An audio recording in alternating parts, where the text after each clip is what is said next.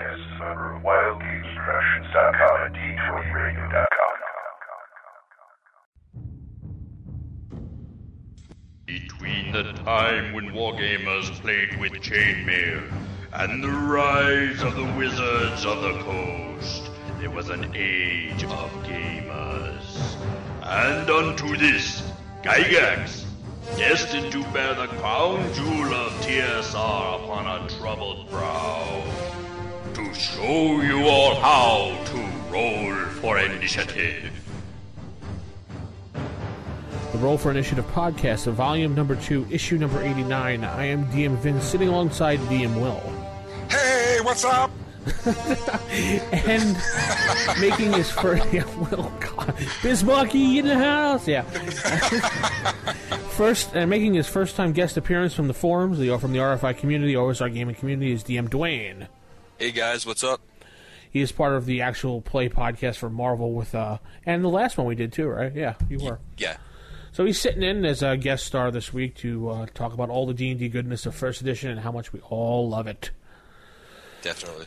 So, Dwayne, why don't you tell us a little about your gaming past and what you've been doing? Well, my gaming past, I gamed from the late 80s up until probably about 96 when I graduated high school, then joined the Navy, and kind of been out of gaming until a little over a year ago, until I found this podcast and then the forums, and got myself a group. Been running a 1E group for about a year now. Awesome. We're getting ready to finish up the campaign where the Mind Flayers are raising Cthulhu. Mm-hmm. So yeah, that'll start jumping off here in a couple weeks again. We take a couple weeks off, and last night I played in the Marvel game. So yeah. Yeah, we got our Marvel game going on. Our actual play Marvel game. If you go to the website, there's that little graphic up there of Professor X, and it says TSR's Marvel Superheroes. So you can listen in and just to see how Marvel superheroes are played if you've never played the game, and you get an idea. It's a little percentile rolling on a chart, but it's a lot of fun. Yeah, definitely is. Will, have you played Marvel superheroes at all? I played Marvel Superheroes back in the day when it first came out, and you all know I'm old school. I'm certain everyone's played Villains and Vigilantes. Oh, yeah, I love that game too, yeah. And honestly, I think Villains and Vigilantes, I started in I think it was 79. 1979, I believe it came out, wasn't it? 79? It was around the same time that Basic D&D was out and hot. Yeah, that's when I first played. I think that's when I played my first superhero game, and that was, 79, I believe it was, Villains and Vigilantes. And I'm going to tell you, I fell in love with that game. I love Villains and Vigilantes. Then I moved on to, I tried DC Heroes out, then I tried Marvel. And not to offend anyone, but I didn't care for those two. But I tell you, I like Champions, Mutants, and Masterminds. I love those games. Yeah. I do have to say the Marvel superhero game can be lent to any type of genre to play, because we were making up G.I. Joe characters and Transformer characters, and anything you could think of could pretty much fit with the Marvel universe. It's not that hard. I totally agree with that, and that's one thing. It's funny how you mentioned that again, and that's something I mentioned in the forums before. I am shocked that they have never ever, as far as I'm concerned, I have never ever seen a G.I. Joe, RPG game of that nature. Transformers. I can't tell you how that would do. I know they never did it either. I don't know what Hasbro's... I don't think Hasbro likes RPGs, even though they bought Wizards of the Coast. I don't think they really put too much effort into it. Well, who has the rights to a G.I. Joe? Hasbro? Yeah, Hasbro. Wow, that's shocking. I'm surprised no one took the initiative to actually make an RPG out of that. Even then, I'm a huge fan of Sergeant Rock, and if you're into comic books, you'll remember Sergeant Rock. Yeah, I remember Sergeant Rock, yep. I could see an RPG out of that too as well, but then again, it's just one of those things. Like I said, wishful thinking. I don't know who owns the rights to Sergeant Rock right now. Well, that would have to be the comic book people, because I can't even remember if he was Marvel DC. He was Marvel, wasn't he? I think he was Marvel, but I don't even know if Marvel has the rights to him anymore. Wow, that's something I have to look up sometime. Yeah, because that was cool, that comic. I remember that comic. Oh, yeah. Sergeant Rock was good to go. Definitely. Well, this is not a comic podcast. We'll talk about that later. Yeah. We can start talking about Donald Duck and all those little comic books. Yeah, you mean Howard the Duck. No, sorry. Anyway, let's dump right into Sage Advice. Sage Advice. All right, Sage Advice this week. If you'd like to write in, you go to rfistaff@gmail.com, or you can dial in at 570-865-4210, the RFI hotline. We have our first email this week comes from Josh. Josh has to say he recently got into AD&D through a good friend of his, and then he ran into the podcast when he was looking through D&D in iTunes. Cool, thank you. So he's been listening to the show here and there, cherry picking, listening to this, listening to that, going back and forth. And then he says that he does, from his point of view, he doesn't agree with everything of the mechanics of 4th edition, and he doesn't really like the edition that shall not be named, which is kind of odd because he comes from the newer generation, the younger kids. So, and he asked us concerning 4th edition, those other editions. How do you guys handle perception checks or hidden clues to aid the players during an adventure? I wanted to know. Thank you. Cheers. Keep it up. Thank you. Josh. What do you do, Will? You're asking me what I can do? No, what would you do to answer his question? Ooh, that's a tough one. It's not perception check. You can do a number of things. You could do a D6 for a check. You could do a perception check for wisdom. Well, see, when I look at perception, it's kind of funny and everything. Yeah, you know, a 6-sided would do or a 20-sided do, and you can base it. You know, I look at stats and I think, like, what would perception fall under? Would it fall under intelligence, or would it fall on wisdom, or could it fall under both of them and then take the average, if you see where I'm coming from? Yeah. So take your intelligence and take the wisdom, add them together, divide that by 2, and that's what you want to roll. You would roll under, right? Under it normally. Or roll over. Well, if you're taking the two of them, dividing in half, you're going to get a number between 1 and 20, so you're going to want to roll under it. Yeah, you want to roll under to be successful and everything. So, no, that'd be a high number. So I have to take a look at it. So it just depends on the various. And the reason I say use intelligence, wisdom, you know, that I think that's where perception will kind of fall on that. But the intelligence portion will also come into where they would have. No, you would roll over. You would roll over. Yeah, you're going to do over? Yeah, you're going to roll over because if he has an 18 intelligence, but he has a 10 wisdom, you see where I'm coming from? So you would roll over. It would roll just like you're doing like a successful attack. So it's roll over, my friend. I was thinking about it as we're talking. But yeah, that's what I would do. The intelligence portion will give him the clue bit. You know, that would be a clue and everything. You're actually, if you're rolling over, you're punishing a person for having higher stats then. You want to roll. You want to roll under, dude.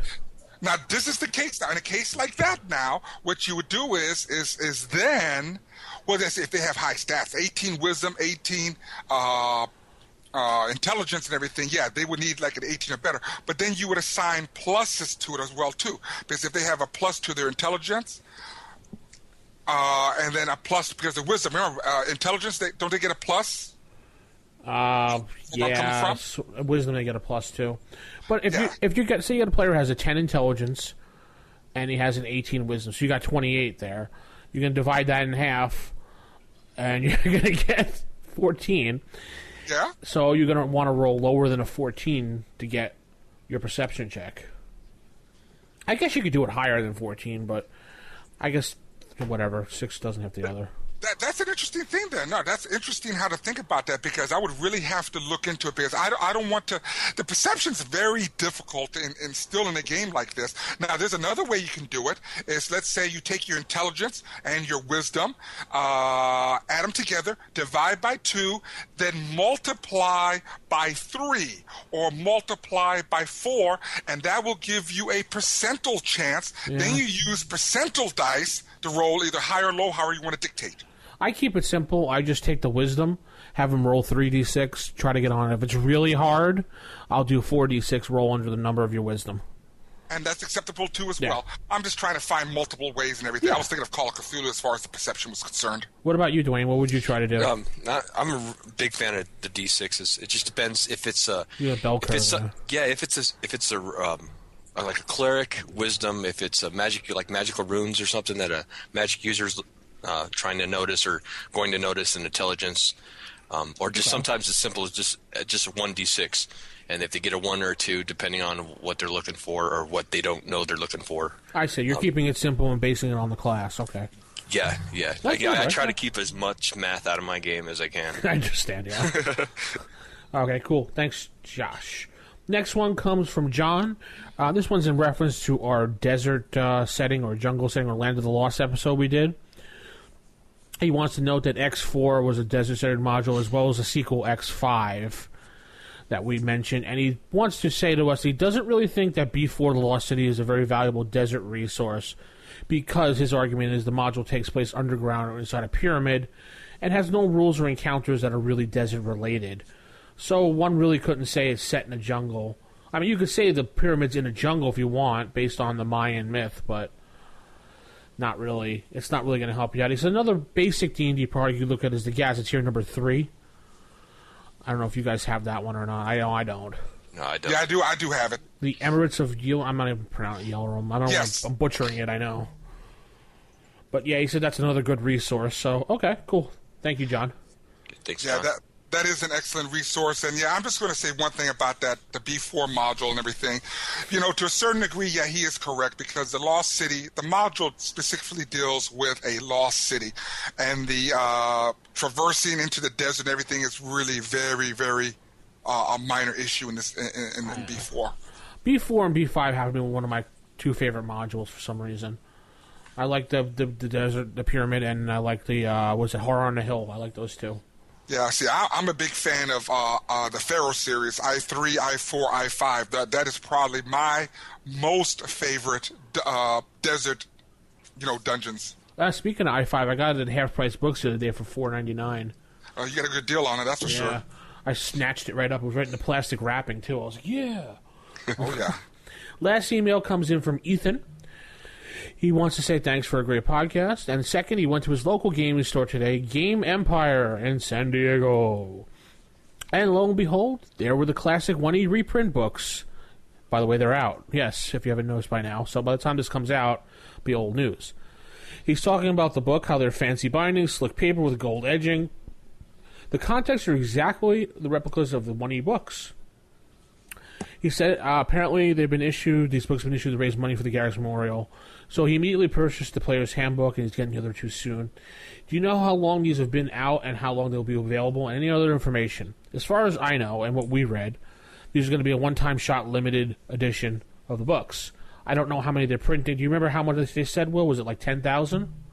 Well, you know what? I can't even recall if they ever mentioned a number or what have you and everything, but I do know they were officially released in my area on the 17th of this month. And the sales were doing poor over there, right? Oh, yeah, it was absolutely pathetic. As a matter of fact, I went to the gaming store just a couple days ago and everything, and of course, all the special orders are slowly, depleting everything, and they're going. But the same 4 sets that have been out since day one are still on the shelves. Yeah, so I know you come from a big old school gaming area too, so I'm surprised.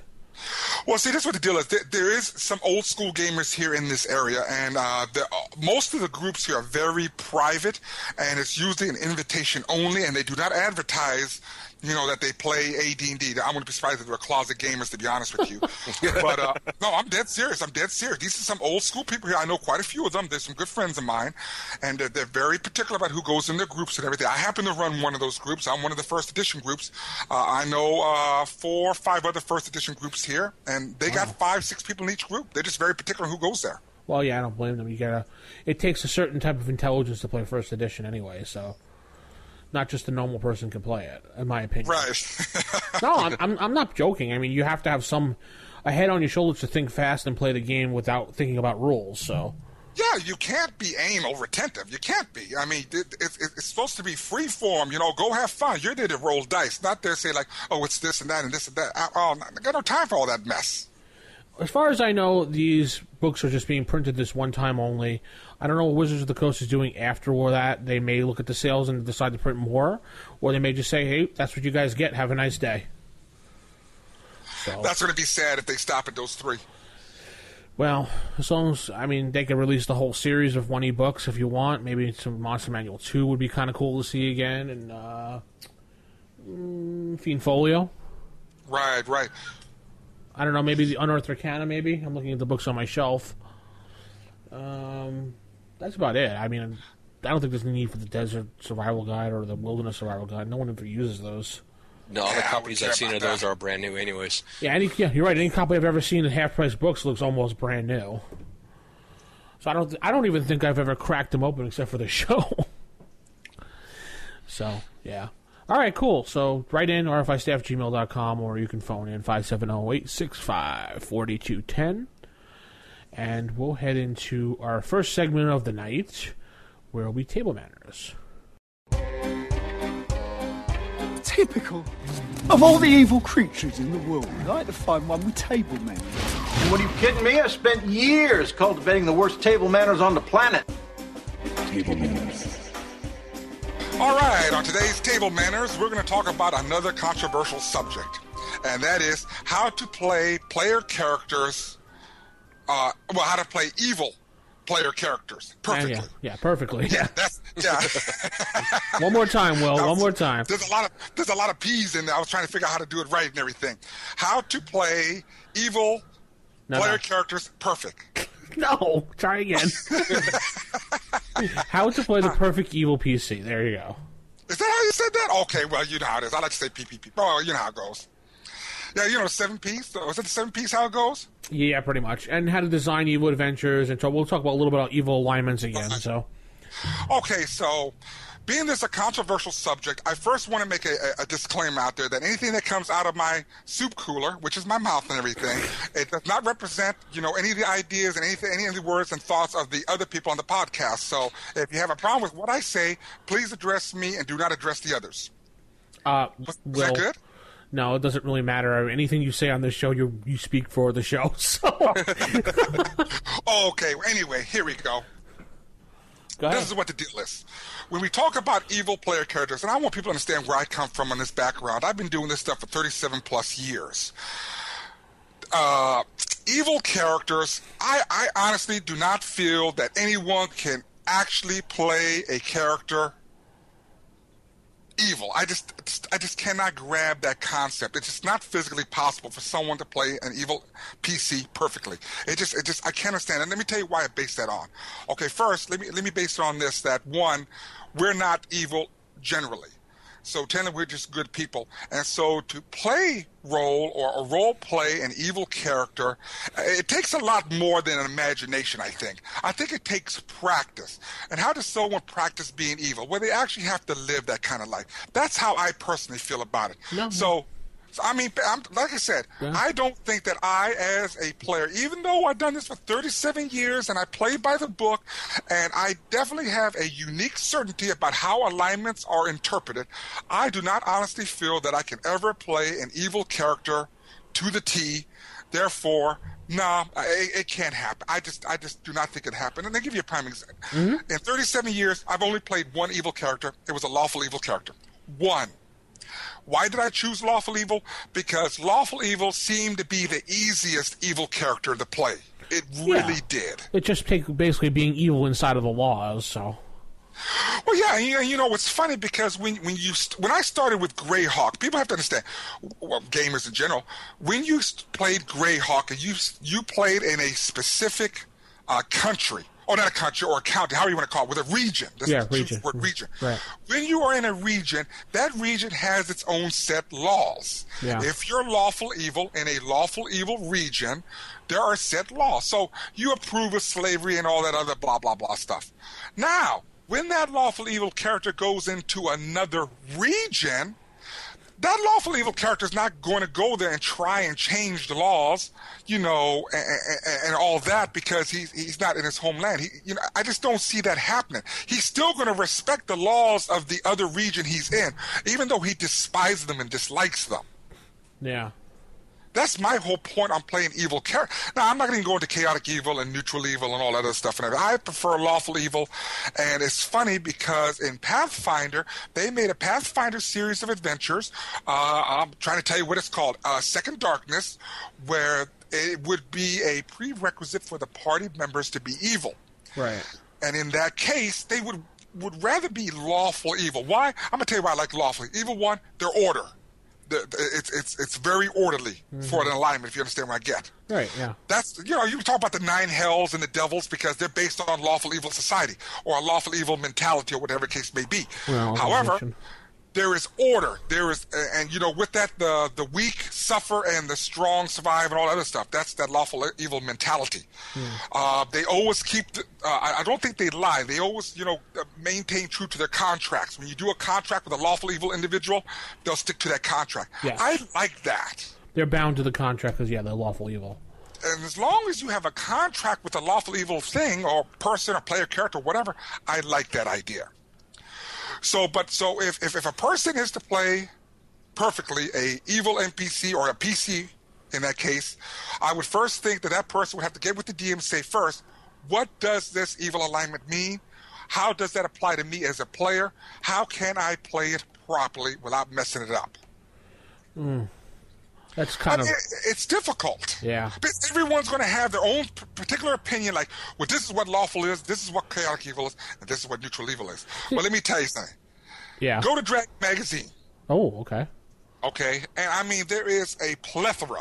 I don't really like that word. There's a whole bunch of Dragon magazines that cover evil and how to do evil characters and how to do evil alignments. And just a couple of them. Hey, Will.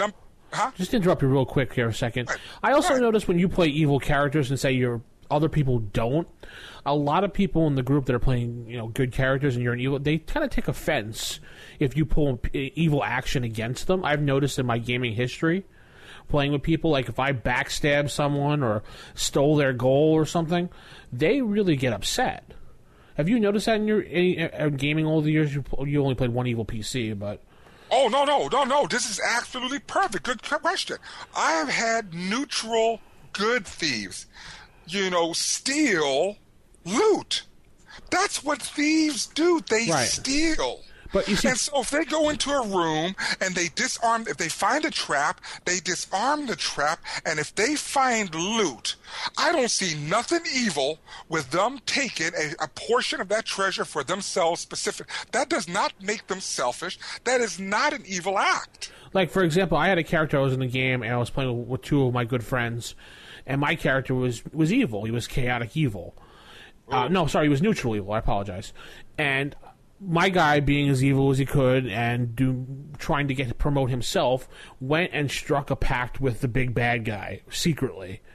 And then when it came out that I was trying to gain power and control the group, one of my friends who happened to be the target of it got all annoyed and wouldn't talk to me for the rest of the night. Well, let me tell you what, he is a poor player, and I'm going to tell you why. Because, one, he used above-board knowledge to dictate his actions, his attitude toward you. And that is the hardest thing with playing. And I think that's a reason why a lot of people won't play thieves openly as they should be played. Yeah. So what the best thing to do is how to solve a problem like that, my friend, just to be honest with you, simply slip a note to the DM saying, when I am alone and I find treasure, I'm going to snatch some of it. Yeah, you could set it up with your DM on the side before the game. Listen, I'm playing a thief, and if there's any chance that I'm going to be alone to snatch some gold, I want to do it so the rest of the players don't know. And the DM can work with you. And there it goes. And then what he does is he does the rolls behind the screen, and he keeps track of those notes. Once the session's over, then he'll give you the list of all the stuff that you have. Yeah, and he'll even let you know if you got caught, too, right then and there. Like, oh, by the way, John, you happen to notice Tim's character rummage around your bag in the middle of the night. Sorry, you rolled too low. I apologize. Well, that's a terrible thing. Now, if you're stealing actually from players, you're with your hands cut off. Well, some players do it as evil characters, so I've seen it. Yeah, and that's the issue with the evilness and everything. And I'll get back to Dragon magazines a little later. And like I said, I honestly could never play an evil character to the T because I am truly just a good person by heart, even though some people don't think I am. I'm not a horrible human being. I'm a very honorable person, and I like to play good characters. My evil, another thing that's really evil to do is when one of my players fell into a pit, and I should say one of my party members fell into a pit, and he fell into some spikes, but he lived. So we tossed a rope down, and one of my friends was trying to pull him up, but he didn't have enough strength. So he's like, come on, you got to help. And I'm like, no, I don't want to help. What am I going to get out of it? So he's just like, come on, help, and we'll give you some more gold. I was like, okay, fine. So I'm in the back behind the fighter pulling up this guy. So in the middle of it, I decided, what would be entertaining and evil? So I cut the rope in between the two of us with my dagger, and the fighter went flying into the pit too because of all the pressure of the person. And I went, oh my god, the rope broke. No, I can deal with that. I mean, and as a neutral evil character will probably do that, but a chaotic evil one would do it just as much. I'd probably do it twice in a row anyway. I was bored, and my character decided didn't really want to do this, so we decided to say, oops, the rope broke. And you know what? You just made another good point there about, you didn't want to do this anymore. And I think that's an issue with some players is that, they play an evil character just to be different and just to cause trouble. I'm not saying that was your goal, but just to create, more tension in the party. And then again, no, I meant my character. I was bored as in the character didn't want to do that helping act. Right. Not bored as in I was bored in the game. Yeah, that's what I'm saying, but I'm just using that as an example why some people do play evil characters. And like I said, we're trying to find a way to perfect it. Well, honestly, I really cannot have an answer for that because there's no way.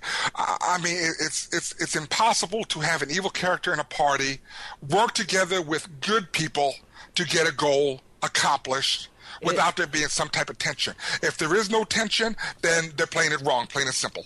Well, an evil policy can be in a party very easily by just saying, all right, they're there because they have their own hidden goal of getting as much gold as they can. Or when it comes to getting that artifact, they're going to try to backstab the party, grab it, and run. So they'll pretend to be a goody two-shoe up until the point. Yeah, I mean, I can see that to a certain extent, but eventually a DM will have to adjudicate whether or not he is playing his alignment properly. And that's why it's very important that when someone plays an evil alignment, make sure you choose the right one. In a case like a lawful evil alignment, definitely. I would have a lawful evil character in my party anytime, but there would be a contract before he would adventure with the party. And as long as he maintains that contract, he's playing within his alignment, then you're good. The issues are the neutral evil and the chaotic evil. Yeah, I'm laughing because I just thought of another story about how I kind of screwed the same player over, the one that fell in the pit. This is the same guy. We used to always torture this guy in the group, and I happened to be my neutral evil character, and he picked this time a lawful good character, not a paladin. He was just a fighter. So he was getting on my nerves with all his lawful goodness and everything. So when the party split, it was me and him. Yeah. And what happened is we went into this room and I locked him in the closet because I told him there was a monster in the closet, so he went in there to find out. I locked him in the closet. I took a lantern and threw it on and left him to burn inside the closet. Yeah, you was mean. You should have been chaotic evil. That sounds like a chaotic evil kind of guy. No, that was neutral evil. I was just trying to get rid of my competition. Well, what do you think, Dwayne? I mean, honestly, how do you feel about playing an evil PC? I never have. I've been reading a lot of the Ravenloft books lately, like Ice Strahd. Good book, yeah. Yeah, and there's a lot of good, discussion in there, and how to play lawful evil. Watching how Strahd and Zalen play off each other, like that's how two lawful evil people can actually work together, not necessarily toward a common goal, and get along with each other. Oh, yeah. I want to play an evil character because I've always played lawful good characters, so I think it'd be nice to play the opposite. Actually, this is funny because a couple weeks ago in my 1E game, the party got attacked by a mist elemental, and it turned two of the PCs to chaotic evil. Oh, cool! And the one thing was just the one character, the ranger, was just standing there, and then the fighter decided that the most chaotic evil thing he could do was kill the ranger. So they almost killed each other. And then that was the third character that the guy playing the ranger had to roll up that day. So what's even better, the follow-up to that book, the Ice Strahd, the War of... War Against Azalin? Yeah, that book is good because it shows how paranoid someone evil is and how much he thinks people are trying to kill him left and right. Yeah, I look towards like fiction for anything because I was a bad guy for a little while, but I wasn't that bad. I wasn't evil. I was just nuts. Yeah. I just don't. You were chaotic neutral. No, I was. I guess you could. I don't know, but so I don't know how to play. The only examples of evil I know are what I see on television. Right. Yeah. So I want to. I really do want to play. I'd like to play an assassin or something because that's the most anti-paladin thing I could do. Besides being anti-paladin. Well, but yeah. So speaking of playing it, Will, you said you had some Dragon magazines you want to look into. Yeah, there's a couple things there. Now, I want to mention one thing while you all brought up Ice Strahd and all that other stuff and everything. Sure. Yeah. I just watched that Sherlock Holmes movie, his latest one. Number 2, yeah. Professor Moriarty, that bad boy was evil in that movie. Yeah, he was. That was an impressive... I mean, you couldn't have got better than that. That was just impressive. I credit that actor for the role was excellent. I thought, if you can define evil, watch that movie because that defined it. Right. Okay, cool. Yeah, that guy was awesome. Yeah, so I was looking at Dragon magazines, and I said, like, I'm not going to cover all these Dragon magazines. I'm just going to cover a couple of them because, I mean, we're talking about, first edition. Yeah. First edition, number 26, Dragon Magazine, another view of the 9-point alignment scheme. I think that's a good one. Number 60, Dragon Magazine, covered alignment, and it's a new review of the 9 philosophies. So they had 26 and 60. I found number 57 a pretty interesting one, which is Play a Villain, an Evil Idea. That was an interesting article. Number 45, How to Have a Good Time Being Evil. So that's kind of weird how you have I want you to understand that I did not read these. I know what they are. I read them before. I'm not going to cover what they're about, but I'm just going to name some of them. Number 28 was Evil, Law versus Chaos, and how it works as on that part of the axis, the law versus the chaos. Right, yeah. Number 300. Now, we're talking about later edition, levels of evil in a campaign. I think that's very important. Mm-hmm. Number 38 was someone brought up paladins, but I think someone also mentioned anti-paladins. Good isn't stupid, and it covers lawful good paladins and rangers. And I think that's an issue from the other side of the spectrum on how people play lawful stupid, as they call it. Yeah. Number 51, It is not easy being good. I think that's a very interesting article. And then, of course, number 39 covers the anti-paladin. And just to cover that real quick, I am not a fan of the anti-paladin. I do not think that this should be a complete opposite of another character. That wasn't really meant to be a PC class anyway, so it was always meant to be an NPC class. I think they should have gave it a different type of name instead of calling it an anti-paladin. What they should have done said a paladin that, loses his alignment or loses his paladinhood should be called something else. Fallen, whether it be a blackguard or whatever they want to call it, some other thing. I just didn't like the word anti in front of it because it made it seem like there's an opposite of to a reaction. I didn't like that. That's my only personal opinion about that. I think maybe fallen paladin might have been a better word for it, maybe. That could be a good one then, but it's kind of weird in how I look at these kind of things because when I look at a fallen paladin, there's a chance for redemption, and that's another good one. I saw that number 306, which covers redemption and temptation, which I think that's what the whole issue is about. And the article there was betraying your evil nature, and that was a very interesting article that was worth looking into. So yeah, it all depends. And then we have to discuss the items that turn your alignments automatically into evil or the opposite. All these things that could be part of a game, and then you wondered, I was lawful good the whole. Let's say you was playing a paladin, and you found that what is that helm of alignment change? Yes. And he puts that bad boy on, and his alignment changes to evil. Well, there's got to be some serious discussion on that because now he's lawful evil, for example. Yeah. He turns to lawful evil. I believe he does. I can't remember right now for the life of me. But anyway, I think it's the exact opposite. I shouldn't say lawful. He probably turns chaotic evil if he's lawful good. This is the exact opposite in the Axis. I believe that's what it was. I don't got the DMG in front of me. It is here, but I didn't look. But what does a DM do now? What's the player going to do now? How are they going to play this? Yeah, how do you explain to a player, listen, sorry, your paladin doesn't have the abilities anymore, and now you're chaotic evil? Yeah, now you're an NPC. So that's another thing, that once a paladin becomes an anti-paladin, it becomes an NPC pretty much. I mean, it's just one of those things. It's just one of those things. I would think when the paladin loses his ability like that, he would just become a regular fighter that's chaotic evil. And I would let the player play the chaotic evil and try to play it out. Yes, and that's where the redemption portion comes in. So not on top of the adventure. So then now it's up to that player to think well, you used to be lawful good, you were so good at two shoes, now you got to be bad at two shoes now. How are you going to play this character? How does that affect the current adventure? Yeah. What will goals be now? And how do you give the player, let's say, negatives on things because they're not playing their alignment correctly? Or do you give them a little slack because they didn't want to play that to begin with? Whoa. It's an issue. I mean, according to the rules of the book, if you're not playing your alignment properly, you get penalized. That's right. And how much more can you be penalized? I mean, how can you penalize an evil character if they're not evil enough? How can you penalize them? See, that's my whole If you got a chaotic evil character doing lawful good things, obviously he's not playing the alignment right. Well, with level loss in the game, with alignment change in the game, there's also level loss. You know that, right? Yeah, I don't really use level loss though. Was it level loss, or was it that? Yeah, I got to take a look at that thing again and everything. Yeah. And they can only. Yeah, I got to check into that. That's really interesting to look into those things. So, but to get back on subject though, how can you play a PC as an evil character perfectly? I know I said it backwards again, but that's okay. Well, like I said, I still can't do it. That's why I can't say it like that, because I can't comprehend it. I just do not think it's something that's feasible. We can't play Darth Vader. No. If you play a Star Wars game, no one would be able to play Darth Vader.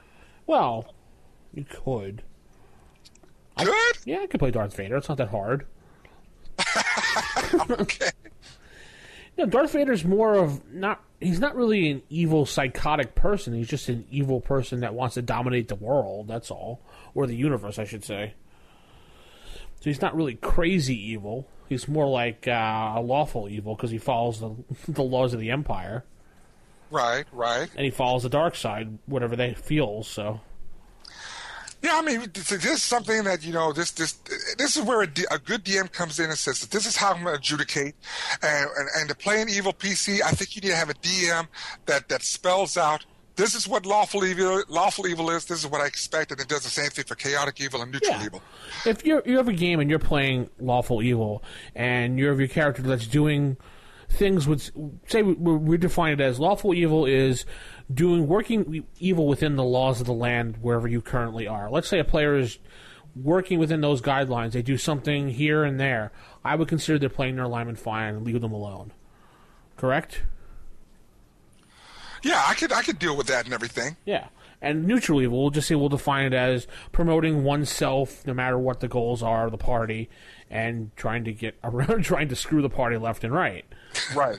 So if you have a player that's with the party, playing the role, and every once in a while stealing gold or stealing artifacts or whatever from the group and making deals with, shady people on the side, then, fine, they're playing their alignment fine. They're at least trying to play their alignment fine. I would let them slide. Well, I could tell you this, though. If you really want a great resource on a lawful evil region, and I mean in phenomenal detail, and I'm going to resort back to Pathfinder because there's a place called Chelix. Yeah, Chelix, yep. And I'm going to tell you something. That place, I mean, if you read the supplement for that book on Chelix, you're going to find out how the Chelixian Empire is and how they made their deals with Asmodeus and everything, because that's who they pay their homage to. Homage to is to Asmodeus, of course, lawful evil devil, the overlord, the archdevil of the nine hells. And look at how their society is run. Yeah. It's very impressive how Pathfinder has taken that lawful evil alignment and did what it did. And of course, then it deals with the other. There's some other supplements for your regions that are either neutral evil or chaotic evil in reference. But if you really want a good background on a lawful or an evil region, go to Pathfinder. Oh yeah, definitely. But now understand that I am by the book. Yeah. I am literal by the book when it comes to alignments.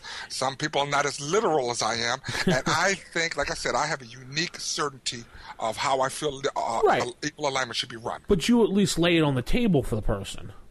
You have to. Right, you do. You have to lay out. And that applies even to the good alignments. Right, you at least lay things out on the table. I'm by the book, this is how I play it. So the players know in the group, I know how to play the character because this is how Will wants it, so this is how we're going to play it. He's the DM.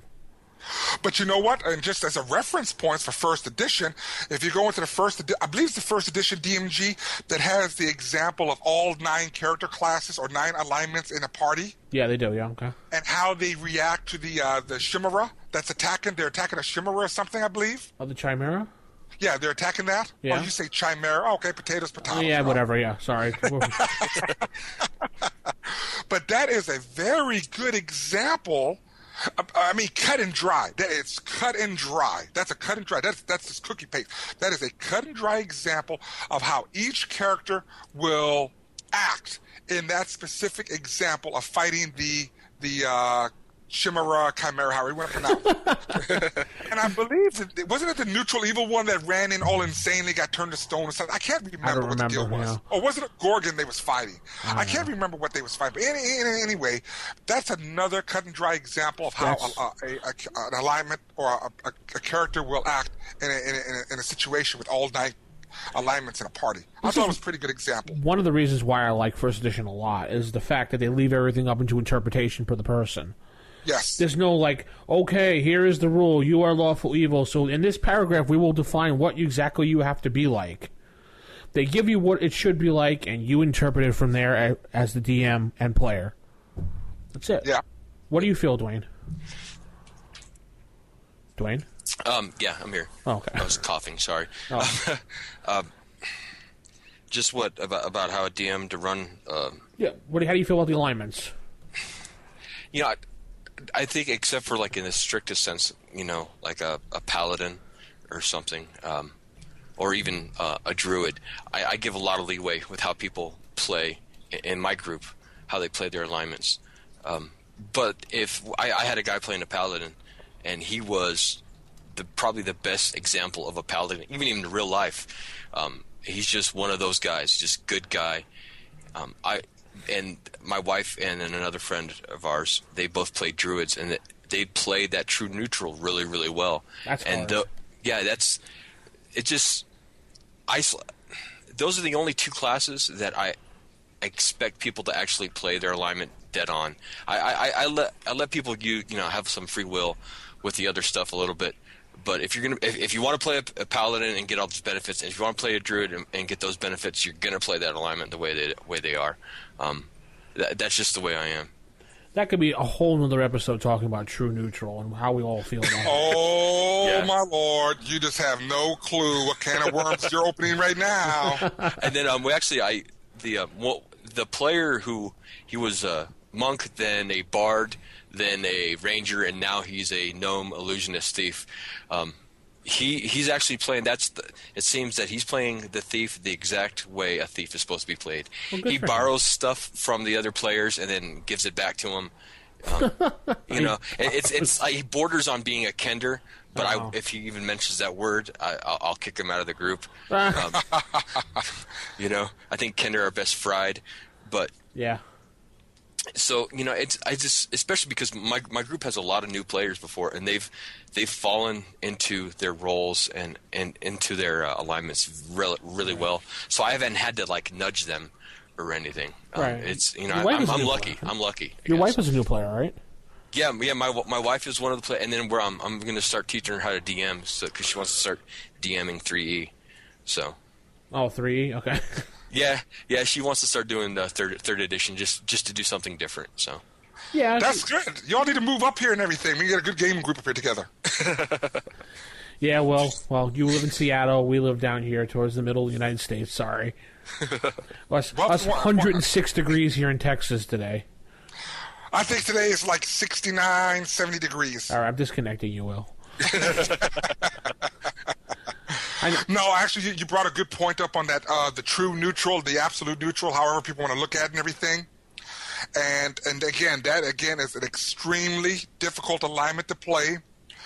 But I will allow for someone to either go, when they play a true neutral, if they want to have a little bit of evil tendencies or a little bit of good tendencies, to go either way, I let them do that, I think. It's kind of hard to play a perfect true neutral character. I just don't think there's a place for it in the game, honestly, because, if you have a group of players going into a fight, and there's more evil characters than good characters, well, the neutral person will probably get involved and say, I'm going to limit some of those, take care of some of those bad guys so we can neutral them. But the moment the good people outnumber the bad people, I don't think the druid's going to sit back and say, you know what? Nah, I'm not going to help the good people anymore because everything's balanced. That's a very tricky thing, but I think that'd be a good thing for another episode. Yeah, we did. I'm looking over that. We did go over how to play a druid way back in the past when Jason was still hanging around here. So maybe we can revisit how to play true neutral instead of playing how to play a paladin, a druid.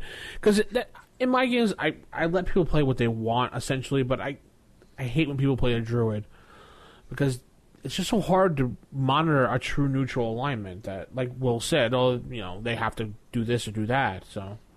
Yeah, it's extremely, like I said, and that's the issue. Whether it's evil or whether it's neutral, extremely difficult to really get a good grasp on.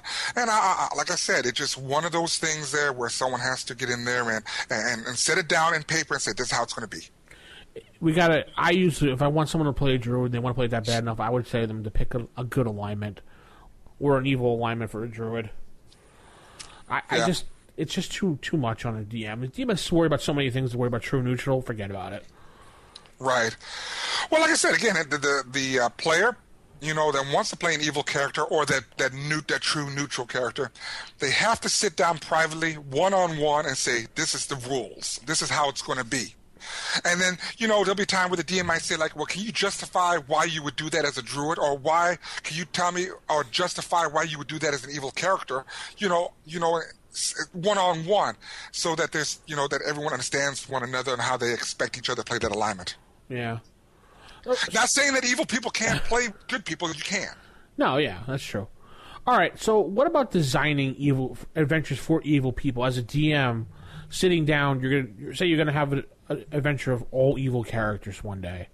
You decide, screw it, let's play something different. Everybody's gonna be an evil alignment. How are we gonna design an adventure for that? Have you ever done that, Will? No, I have never designed an adventure where I've required everyone to be evil, but I did host Second Darkness, which is a Pathfinder adventure path. Mm-hmm. And now, people don't necessarily have to be evil, but the adventure would be more successful if the player characters are evil because they're infiltrating an evil society, and in order to destroy their plans, which is really interesting. That is one of the best written adventure paths ever, and probably the best adventure ever written, where you can have an evil party go in there and actually do something good. I think any module would kind of work with the right tinkering for an evil party. So say you have an adventure to go save the kingdom from this or that. Well, an evil party is not just going to go, haha, I'm going to go out there and save it. They're going to say, well, how much are you going to give me? Is going to be their first thought. How much am I going to, what am I getting out of this? So you have to kind of tinker the adventure to tailor it to an evil character. Right. You have to think like they think. So let's say a priest requires you to go find this holy artifact to save the land from this and that. Well, the evil party is going to be like, well, why do we have to do it? What do we get out of this? Well, maybe the priest will offer them free heals from now on or something that'll catch their eye. Has to be something valuable enough for an evil character to do it, and enough to keep them on track. Because once they start getting beat up, they're going to be like, you know what, screw this, I'm out of here. Yeah, I agree to that. Against the Giants would be a good one where you don't have to change nothing. Yeah. Because the Giants, their eventual goal is to overrun the lands. Well, if you have an evil region that's neighboring this area, they say, like, we're not going to let these puny little old giants overrun our land, so they'll send in an evil party there to wipe out all the evil giants and their leadership and everything, so that the evil region does not get impacted by their attacks. See what I'm saying? Exactly. Or, I'm just thinking of hooks and adventures right now. I'm just thinking, all right, you have an evil party, you make a sandbox area, and you let the party travel where they want to. Let's say they wind up in a village. What is an evil party who's going to do in the first thing when they get into a village? Try to take things over, try to steal as much as possible, and try to intimidate the village. What happens when you intimidate a village of a kingdom? Well, obviously, the lord of the land is going to start sending in his guards to find out what's going on. So now you have the lord of the land sending in guards to attack or find out what's going on. The PCs beat up on the guards return. Then you have this whole big thing going on. Yep. That's another, like a little, if you go on a sandbox, or the PCs are traveling through the forest, they find, let's see, a horde of monsters that are neutral alignment, for example, and they decide, you know what, well, we don't like them, so we're going to wipe out their whole entire race there. They can go and just wipe them all out. Steal their resources. There's so many things you can do with evil characters that you don't realize. Oh, yeah, there's no doubt about it. Like I said, if people can find fun in playing evil characters, I wish them the best of luck. My experience over the years, it doesn't last too long. Like I said, the only time it did was when we did the Second Darkness Adventure Path, and that was extremely amazing. How about if you did like a Spelljammer-type evil adventure? What about that, Will? Ooh, Lord. That's a tough one right there. I didn't even think about that. Spelljammer was the last thing on my mind, actually. I mean, I was looking at Ravenloft, yeah. I was looking at Mystra, I was looking at all that stuff, and you're going to talk about Spelljammer, and I'm like, ooh. How would I do that? Yeah, it's something to think on. I was happy to look at the box set that's sitting on my shelf I got the other day for $9. So. Oh, that's good. Yeah, Matt found it at Half Price Books for me. Well, I can tell you right now, I mean, there's a lot of evil things in Spelljammer, and namely, I'm talking about like mind flayers. But yeah, I tell you, it's just anything can be used. You're just going to have to create something, and it has to make somewhat sense and everything. Like I said, that'll be a difficult one with the Spelljammer part, though. You think so? Oh yeah. What do you think, Dwayne? See, I think any adventure can be an evil adventure. It's just the motives of the party and maybe some of the reactions of the NPCs. Because like low-level stuff, it's all going to be about killing monsters and taking their stuff. It's just maybe at some point the PCs are trying to build their own army if you want to make it like a long campaign out of it, the PCs are going to be building their own party or their own followers. As they go along. But still, at low level, it's still, I mean, just because somebody is evil, they still want, probably more so, they still want gold or whatever. Yeah. And they're still going to go after the same stuff. There's nothing saying that a chaotic evil or a lawful evil character isn't going to go try to save a princess for the gold, because that puts them in a better space later on to do whatever they want to. Right. So I just... Now, a Spelljammer thing, I don't know. Yeah. I mean, I don't know. I like Spelljammer. I haven't played it enough. But I think any campaign world, any campaign setting, or any adventure can be an evil adventure. Sometimes you have to tweak more than others, but I think it's all possible to do. Well, here's a story time here again for me. My last group when I was in Pennsylvania before I moved here, we were playing, and we always wound up playing evil type characters. No matter what alignment, no matter what we did, the characters always eventually became evil. And it was because the group played chaotic neutral all the time. That's why.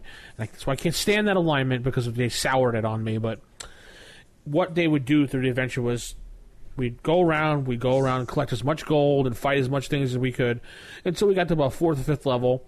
And then we would start taking over towns and building, like Dwayne said, building an army, building followers, convincing people that we're the right way to go, massing this amount of army so that we can go take over the large kingdom. It always amounted to that in every game, it seemed like. But that's what most of the evil characters are going to do. Will? Yes? What do you think? I think you're right. Okay, thank you. I'm trying not to say as much anymore. I'm letting y'all speak now. Well, don't you have to read out of a book? Isn't it time for that? No, I ain't reading out no book today. Oh, okay. Well, I could if you want me to tell you what lawful evil is in alignment and how I play by the book. No, I ain't doing that and everything. Remember, Will, line for line, word for word. I'm not really good at that. Anyway, okay, cool. Let's tell you what you... You tell us what you think. There we go. No, don't say it like that. Tell them, I challenge you. Tell them that way. All right, fine. Per Will, I challenge you. Tell us. To tell us. Yeah, do your best Macho Man impersonation. Go ahead. I can't do that. That's not me that does that. I don't speak like him. All right, do your best King Kong Bundy. Oh, no, I'll be yelling on that bad boy. That bad boy's loud. I'm not going to yell and bust people's eardrums on here. King Kong Bundy is he's just loud. Fine. What you going to do when these 26-inch pythons come running over you, brother? Anyway, we challenge you. Yeah, like Will says, we challenge you to tell us how to play evil PCs and how to play them correctly. Or what your thoughts. If you think I'm wrong, please, I want to hear it. I want to hear how wrong I am. We want to hear what you think how Will is wrong, too. So, yes. Dwayne especially is on the edge of his seat waiting for that waiting email. to find somebody to tell Will that he's wrong. And I'm sure there's a lot of people that want to tell Will he's wrong, too. That's okay. I don't mind that. I'm not perfect. I cannot play an evil character perfect, and I'm definitely not perfect in life. That'd be, yeah, we love you, Will. RFIstaff@gmail.com, 570-865-4210, the hotline. And let's head into Creature Feature Theater.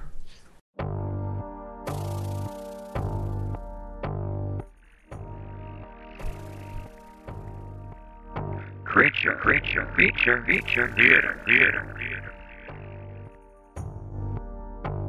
All right, this week we're going to be talking about the Leprechaun.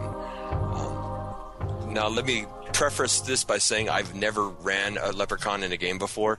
I never quite thought about them. I've always thought them to be more chaotic, but according to this, they're neutral. Yeah. They have a hit dice 2 to 5 hit points. They don't cause any damage, but they do have some really neat special abilities and special attacks that can. If a party of yours is getting out of hand, you can use these to kind of probably bring them under control again, or at least for some comic relief. They have the ability to become invisible at will. They can polymorph non-living objects at will, create illusions at will, and use ventriloquism as will, as many times as they want and many times a day. Yeah, they can. They're uncommon. They're usually found in foresty, green lands. You know, basically, if you put in your mind what you think Ireland looks like, yes, that's probably what they're gonna be, and that's the easiest way. You know, maybe the Dale lands, some of the lusher parts of the Floness or something like that. That's where they're going to be found. Let's see here. Their keen ears prevent them from being surprised, so it doesn't matter how sneaky that thief of yours is, it won't be able to surprise them. In fact, that thief probably is going to get himself in a lot of trouble trying to steal something from a leprechaun. Yeah, probably. Yeah, they're small. They say that they are a cross between a halfling and a pixie. And I know Will loves pixies a lot. He does. That's his favorite race of all time. It is his favorite. Man. Let's see. And now I am going to read out of the book. This is the Monsters Manual, page 60, the top right corner. In fact, they're actually stealing one of the words off the page. They say, being full of mischief, they will often, 75% chance, snatch valuable objects from persons, turn invisible, and dash away. So that artifact or whatever that your party just spent the last 2 months rescuing from some evil dragon, the leprechaun will come steal and run away with. Oh yeah. And then there's I mean, if you just need a change of pace, that can be a whole adventure right there, trying to chase down this leprechaun. Let's see. It's also a good DM control tool if you got a player that's abusing some magical items. Yeah. I might actually use this because I gave my magic user a ring of shooting stars, and I want him to go away with it. So I think this might be coming up in the future for my party. Hope they don't listen. No, I don't think he does actually. Oh, well, he should. Yeah, he should. They don't cause any damage from their attack. They don't use weapons. They're true neutral. So they could be a friend of the party, or they could be I wouldn't even call it an enemy, just an annoyance to the party. I would play these how people play Kender, because I think this is more like that, you know, that action. Because I don't like the way people play Kender. But if you're going to call him a leprechaun, that's different, because I think that's what a leprechaun's supposed to do. Anything you've seen in the cartoons or in the movies probably is right. Other than that evil bastard leprechaun. Oh well, now let me tell you. When you bring that I'm gonna tell you. I thought that movie is just horrible. That movie is just horrible. I looked at it. What's his name? Is that Willow? I don't know, honestly. I think the guy that did Leprechaun is also the one that did Willow, the Peck. Yeah. Yeah, I think that's who it was. And what's his name? Warwick. That was his name, Warwick. That's that actor's name and everything. But it's funny that when you look in the Monster Manual, and if you look at the picture of the Leprechaun, you see him up there that he's addressing the word Lucrata. Yeah. You see that, how he's taking it and messing it up and everything. Yeah, you know, I don't like that neutral thing. I don't like that neutral alignment thing. So with these things here that I've seen over the years, I've seen the leprechauns either you have a good tendency or more an evil tendencies. They speaking about the movie, you said they're actually doing a remake of the movie in the next year. I just found out the other day. Oh man! They're using the little guy from the WWE wrestling, Hornswoggle. I don't know if anyone's a wrestling fan. You're out there, you know what I'm talking about. He's going to be starring as the new Leprechaun. Wow. But, I always see leprechauns as being this little evil mischief nuisance to the group. So that's why I kind of was doing the notes. I was like, leprechaun would be kind of perfect with evil PC talk. And it's always a good DM tool, too. Yeah. These monsters. Very good DM tool, in my opinion. Just like you said, you give a player something, and sometimes you regret giving players something because they abuse it. And it's a crappy DM move to take it away from them, but sometimes it's what you have to do to make things go back on track and fair. So I have a question, though. What? Do they eat Lucky Charms? Oh, Will. Now, it's real funny that when you look at these things here, and you did bring it up and everything, did you see here that says that their keen, I'm reading from the book now, their keen ears prevent them from being surprised. Yes. Yeah, he said that, yeah. Wow. See, now, we just had that segment last week. Was it last week we was talking about surprise? Yes.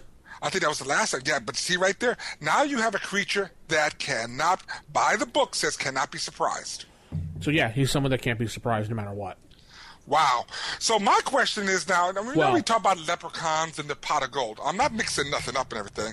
And I'm not sure if that's where they base, I don't know if Gary Gygax based these leprechauns off those leprechauns and everything and four-leaf clovers and all that. My question is, what if you did steal their pot of gold? Would they turn vicious and villainous like that one that's on that Warwick Davis did on that Leprechaun movie? I would think so.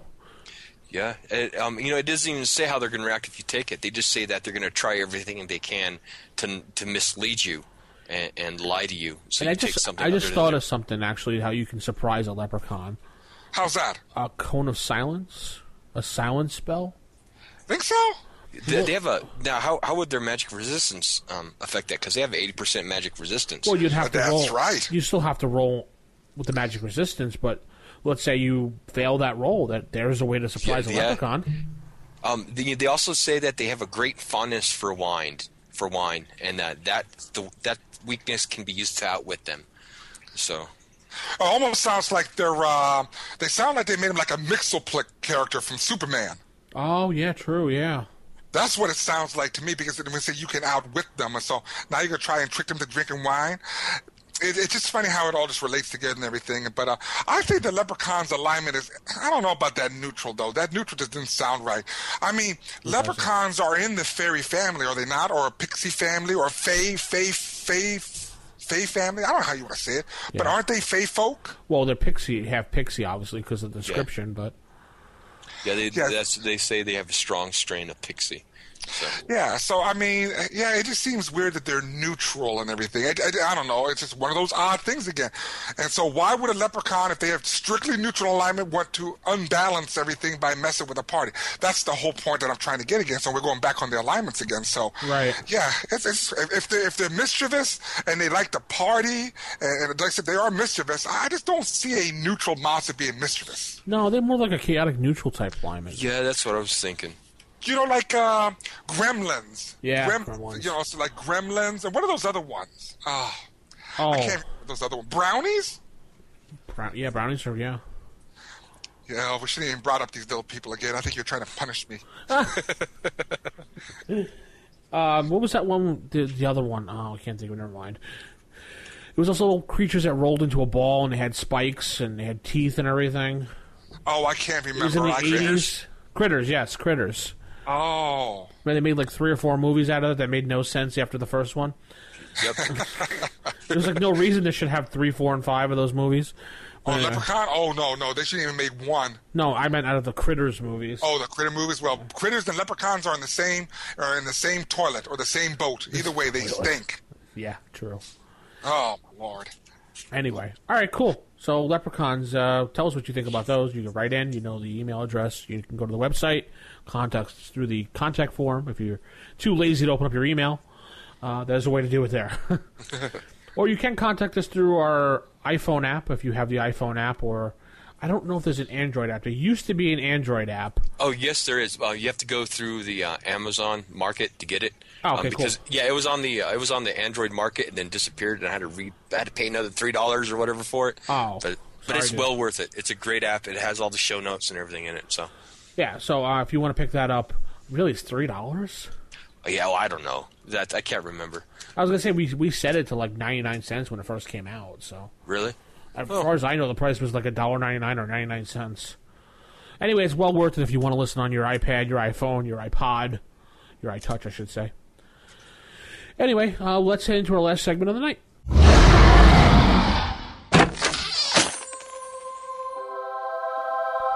The Dragon's Horde. And the Dragon's Horde. Yes. So I was going to talk about a little bit. Oh, man, you're killing me. Yes, the Dragon's Horde. What you gonna do, brother? No, anyway. Get to the chopper. Get to the chopper now. And orcs have pig faces. Any more catchphrases you want to say in there in this segment? No, please proceed. Clarks with blunt weapons? Anything else? No, go ahead, my Don't friend. split the party. Yeah, don't split the party. I'll be don't right split the back. party. Anyway, back on track. We're going to talk about a little bit about, we're going to mix it up a little this week. And instead of just talking about a magical item, we're going to talk about a magical spell. Especially, well, since it's a Dragon's Horde, we're going to say the spell's on a scroll. So let's talk about the scroll of Hypnotic Pattern. Have you guys used this spell at all? Just quickly, you don't have to comment any more than yes or no. Will. Yes. And Dwayne. Nope. Okay.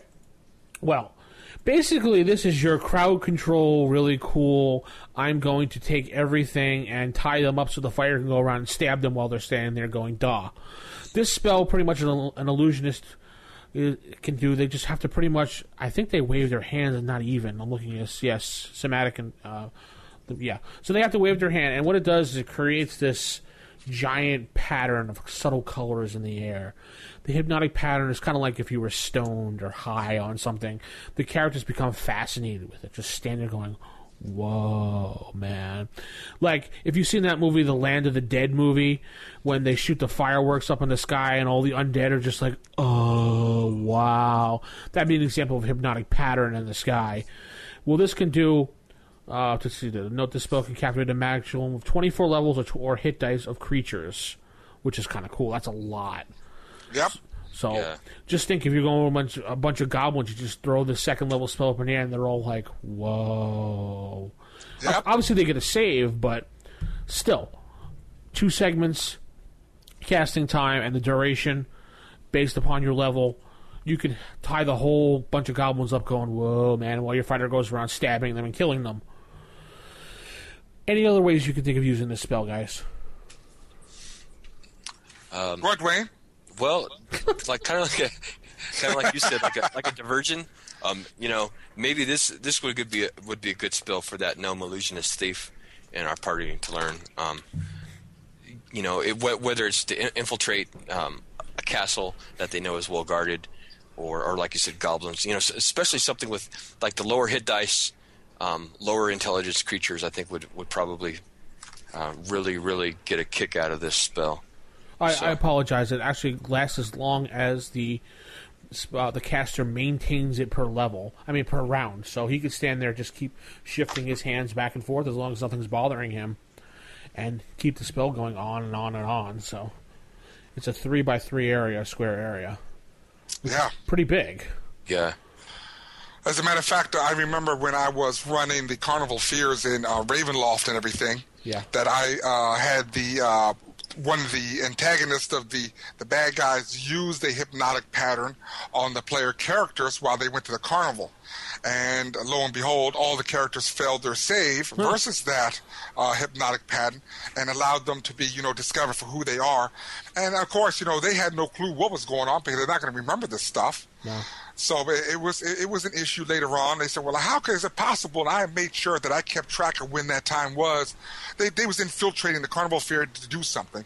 But with the hypnotic pattern, that allowed them to find out who they really was and say, oh, these guys are spying on us. No, great spell, extremely powerful, though. Extremely powerful. Yeah, if they fail their saving throw as player characters, they're pretty much going to be in there as long as you want. That is correct. There's nothing and it was that only says... long enough. It was only long enough for the bad guys to find out who these PCs were. Yeah. So then they weren't surprised when they tried to do everything. And so it made the adventure a little longer, but it was worthwhile. But it was at the befuddlement of the players because the players could not figure out. We covered all our bases. We had everything squared. How in the world did they find out that we were the bad guys? And then when it all came to the very end and everything, then I explained to them what happened. They said, now we know how we messed up. They just never put 2 and 2 together. Now this spell obviously is going to go by interpretation here, but looking at it by the book, saving throw negates it. So does that mean one saving throw, and then that's it? They're just in that as long as the person can maintain it, or do you do every round give them a saving throw? No, it's exactly as it is. They get one saving throw for the initial. When the spell is cast, they have to make a saving throw. If they fail, they're caught in it until the illusionist or whatever stops utilizing the spell. So essentially, you could say the NPC throws it, the whole party accidentally fails, they're warped into it, and you just be like, as a DM, be like, okay, all of a sudden you wake up and you notice that you come back to reality, realize you're not in the same place you were. Yeah. Or you realize that you were standing in front of a castle, the castle's no longer there, you're standing looking at an ocean or something. I don't know, I tend to think that you might want to get a saving throw somewhere in between somewhere. Well, see, right here. Now, see, this is where it says all creatures affected must be within the area of effect. So, Yeah. I mean, it's a big area. Yeah, But if you look at it, that's a 30-foot by 30-foot square area. Yeah, and it says that each is entitled to a saving throw. Now, you could rule that if any of the mesmerized creatures are struck with damage of any kind, that could be enough to create another potential for a saving throw, or if they're being violently jostled around, like you put them on the ground and then you attempt to tie them up, that might be, grounds to, adjudicate another saving throw, yes. Right, but according to the book, no. There'd be, if you just strictly by the book looked at this thing, okay, you get one saving throw, that's it. That's right, that's it. Pretty much could be the end of your character right there. And believe me, that goes both ways for either the good guys or the bad guys. Oh, yeah, of course. But looking at it from a player point of view, you're screwed if you fail that saving throw. Yeah, especially for a second-level spell. Yeah. I'm telling you, a lot of people overlook the Illusionist as a powerful class. It can be used really good if you pick the right spells. Especially with spells like Improved Phantasmal Force, which is right below it. That spell now, this is the key thing, though, Vince, and this is what I tell a lot of players.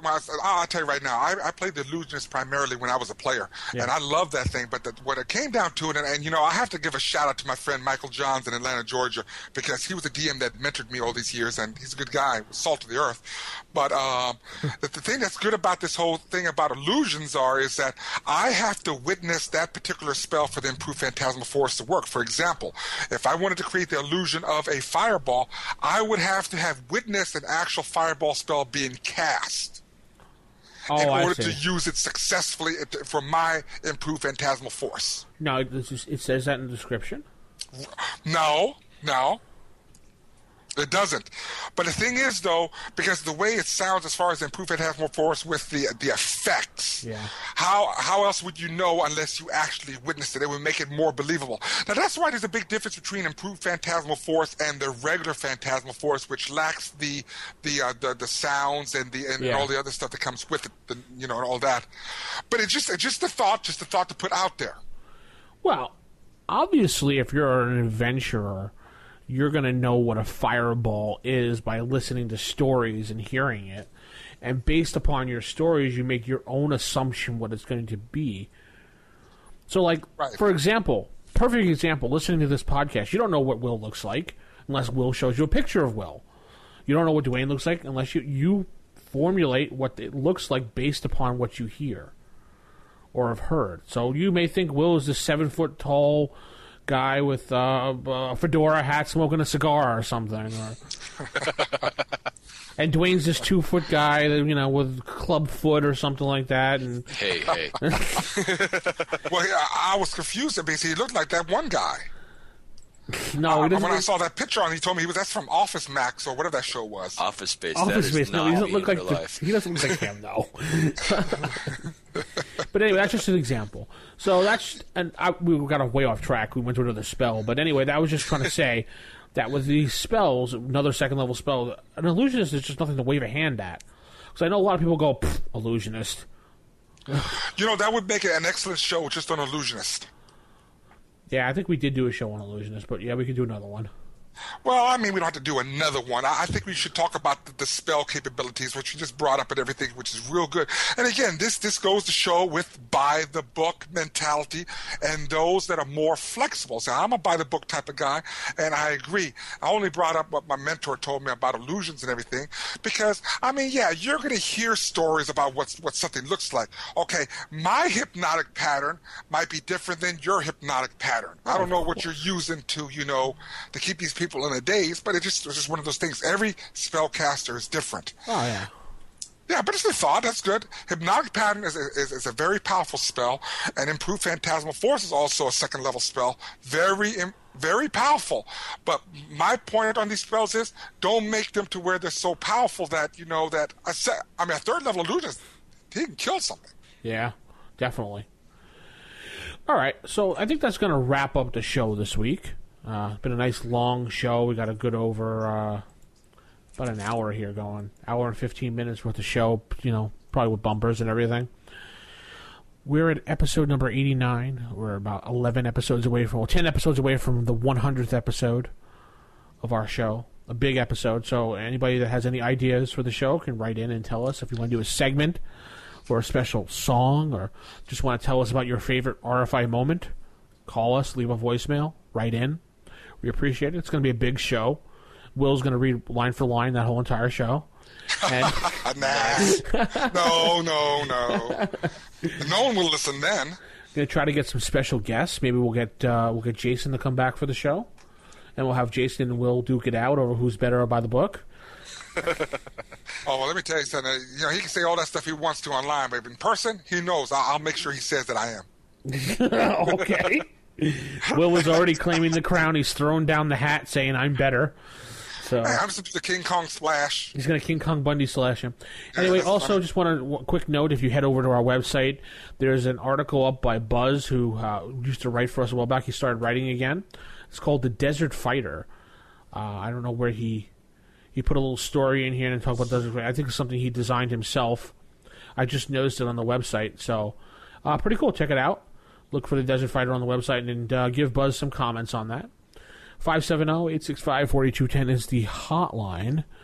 And rfistaff@gmail.com. You can write in. Contact form on the website. Or you can go to rfipodcast.com to listen to the latest show. There is a link where you can find our other shows. Or you can download us from iTunes. Definitely go to iTunes, leave a comment. We appreciate that. Even though we haven't been reading them lately, it's just that we don't want to overshine other people. So I guess it's going to wrap up the show. What do you guys think? Nah, it's all good. Yeah, it's all good. It's all good. Bismarck. Hey, just to let y'all know, I got Dragonflight Gaming Convention in August. It's going to be awesome. That's right. You when is that for you? The 14th, right? The 10th through the 10, 11, 12. What is it? What is the 14th again? I don't know. What is that weekend of the 14th? I keep forgetting that date. I'm looking at it right now. I'm sorry. It's the 10th through the 12th. Okay, I keep thinking the 14th is when you keep saying. Yeah, I don't know. I keep saying the 14th as well. I know what's wrong with me. Yeah. Yeah, the 10th through the 12th, I'll be in Seattle doing the Dragonflight Game Convention. We got 17 board game events to run there. And DM Matt should be back next week before his excursion over to Gen Con. Lucky guy. I can't attend this year, but, Matt will be there representing. And maybe we'll get some sound bites for us so we can see this. Hopefully it won't be like the last time, But anyway, keep it original, keep it old school, and read line from the book. No, I'm kidding. Good night, everybody. Good night, guys. All right, see everyone later.